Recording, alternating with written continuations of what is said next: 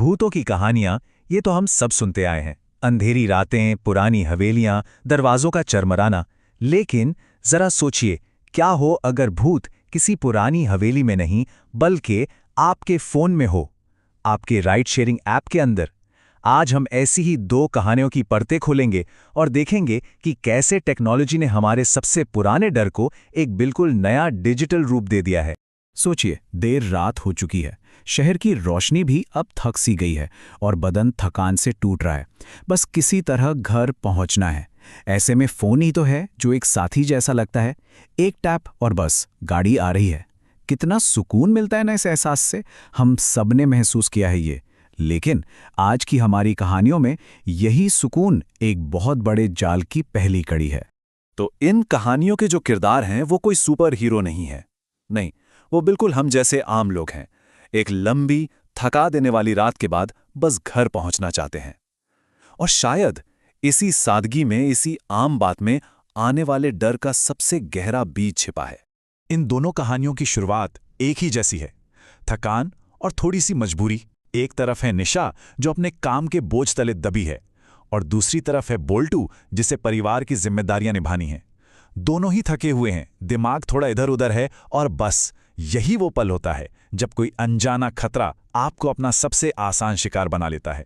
हर डरावनी कहानी में वो एक पल आता है ना? वो एक मोड़ जहां सब कुछ बदल जाता है। हमारे इन किरदारों के लिए बस वही पल अब आने वाला है। एक ऐसा लम्हा जहां हकीकत और वहम के बीच की जो पतली सी दीवार है वो टूटने लगती है, और कुछ बहुत ही अजीब, कुछ अनजाना उनकी दुनिया में दाखिल हो जाता है। निशा के लिए खतरे की पहली घंटी बहुत धीरे से बजती है। उसका ड्राइवर महेश, अरे ये तो वही है जो कल भी था और परसों भी, लगातार तीसरी रात। अजीब इत्तेफाक है, पर निशा इसे जाने देती है। लेकिन डर तब शुरू होता है जब महेश जीपीएस के बताए रास्ते को छोड़कर गाड़ी एक सुनसान, अंधेरे इंडस्ट्रियल एरिया की तरफ मोड़ देता है, जहां सन्नाटे के सिवा कुछ भी नहीं है। और पता है सबसे डरावनी बात क्या है? महेश का जवाब एकदम लॉजिकल है। एक ड्राइवर जो शहर के रास्ते जानता हो। बात तो सही है, लेकिन उसकी वो शांत आवाज और अंधेरे में आगे बढ़ती कार निशा के दिल में एक अजीब सी ठंडक दौड़ा देती है। ये वो डर है जो तर्क के पीछे छिपा होता है।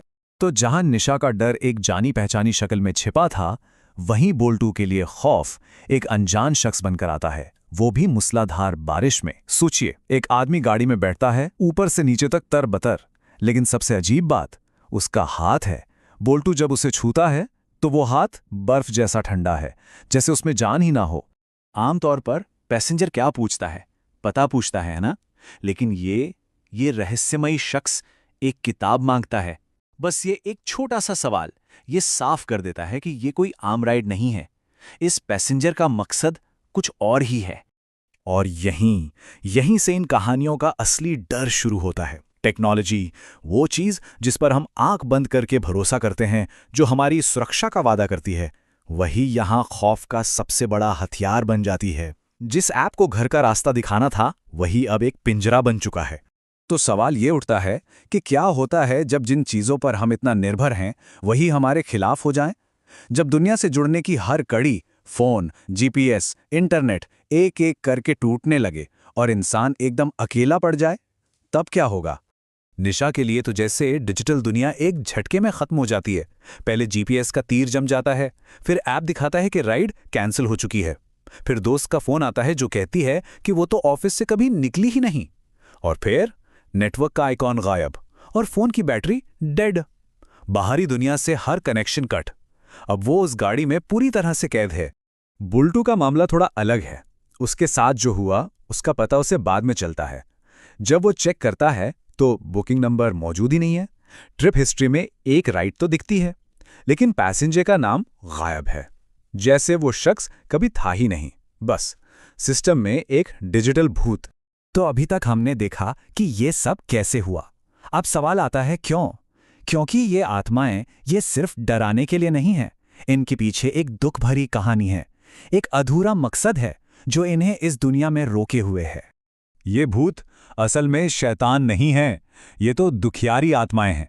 एक तरफ महेश, जो अपनी मौत के उसी पल में अटक गया है, वो बस अपनी आखिरी राइड पूरी करना चाहता है, बस घर पहुंचना चाहता है। और दूसरी तरफ जनार्दन, जिसका कत्ल उसकी कीमती किताबों के लिए हुआ।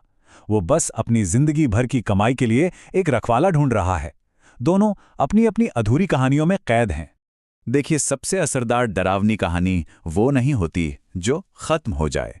असली खौफ तो उस एहसास में है जो पीछे छूट जाता है, उन सबूतों में जो बार बार याद दिलाते हैं कि जो हुआ था वो कोई सपना नहीं था, वो सच था। और फिर निशा की आंख खुलती है।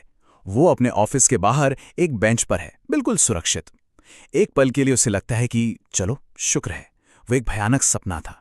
उसकी दोस्त भी तो यही कह रही है कि कैब तो कभी बुक ही नहीं हुई, सब कुछ नॉर्मल हो गया है, या शायद नहीं। लेकिन फिर उसे वो सबूत मिलता है जो सब कुछ बदल देता है।